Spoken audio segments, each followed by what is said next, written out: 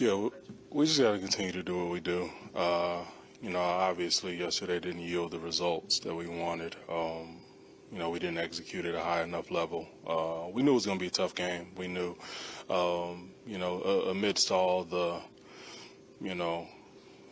quote unquote quarterback issues they've had throughout the year, it's a talented team over there, from top to bottom. We knew going into the game, we needed to come out, and execute well and early, I felt like, in the first half we did a decent job, and, second half, we just weren't able to get stops when we needed them, and going against another a really tough defense like that, it's just going to be our job to be able to get stops and get the ball back in our offense's hands, to allow them as many opportunities as possible to make plays. And we weren't able to do that. We're not going to panic. We're not going to, start to, do anything outside of anything we've done all year, which is, evaluate the tape, get back to work, and put our best foot forward and go out and execute and play our style of defense and play our style of football as a whole, as a team. So that's what we look forward to doing this week. Sheldon, what do you say when the question is asked, the struggles you guys have against teams that outside of the organization people think you should be? We know that they're all NFL teams, but what do you say to that, playing down to the level of competition? Yeah, I don't read too much into that. I look at it as it's simple. In this game, you either execute or you don't. We can look back and try to dive into what teams were what, but at the end of the day, when we execute at a high level, we can beat any team in this league, and when we don't, every team in this league is good enough to beat anybody. So for us, it's always going to come down to execution. It's always going to come down to doing what we've done all week and go out and execute at a high level. And if we don't, you see the results.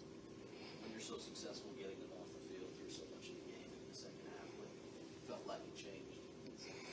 At the end of the day, they just made plays. I think, I don't think, they changed too much of what they were doing. Obviously they put the ball in Zach's hands a little bit more, allowed him to, to kind of, move around, throw it a little bit more and such. But at the end of the day, they didn't do anything, outside of things we've seen all week, things that, we'd studied, things that we were prepared to stop. We just have to execute and be in the right places at the right times to be able to make those plays, to get our offense the ball back, especially in a game like that where, you go into halftime, it's 0-0. It's going to be a close game. It's two, really good defenses, going back and forth, getting stops. You want to give your offense every chance possible to be able to go out there and execute at a high level, because we've seen in the past when our offense gets those opportunities, they can do that. So for us, as a defense, we'll take that one. But we got to be better. We got to be able to come up with those stops and not allow drives to continue, not allow them to get the type of yardage, to make the kind of plays they were able to make. Sheldon Rankins having a pretty good year up front. What do you think from him this year and just his growth, and where does he have the most success, do you think? Yeah, he's been playing lights out, and it's something. Me and him go back to Louisville. He was a freshman my senior year, and I told him then that if he continues to work, he was going to be special. So it's no surprise to me that.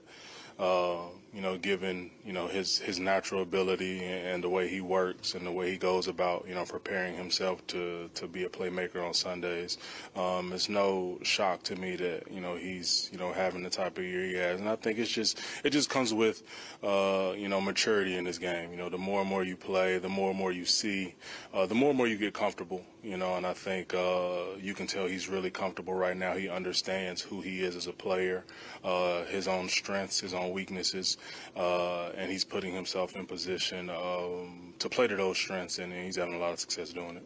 He's not the biggest guy out there. He's having success against both the pass and the run, and has been all year.